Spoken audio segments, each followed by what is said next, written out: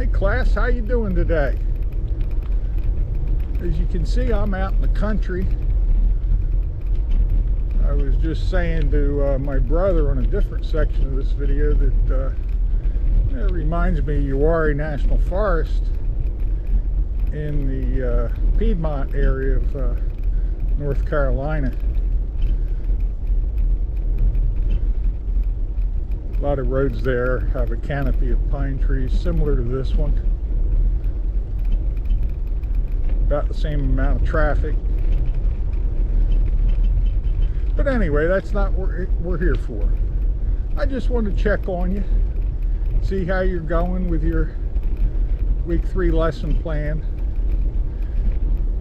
If you're having problems with it, don't hesitate to reach out to me. You know how to get up with me, and I'll return to you with an answer as soon as possible. But in the meantime, just as a reminder, the lesson plan handbook, which is included in this course, is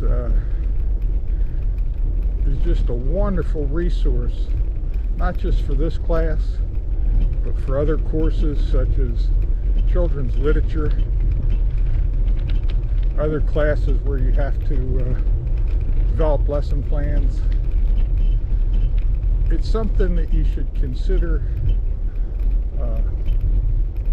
actually printing out. It's quite a few pages, but I think it's worth it.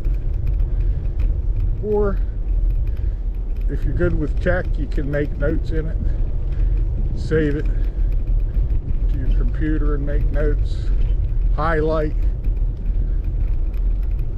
But it's a resource that you should use not only in this course, but in your current and future classrooms.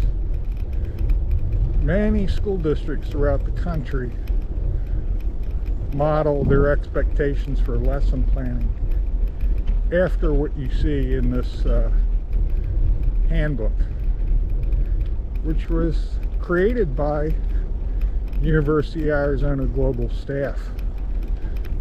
Jennifer Czar,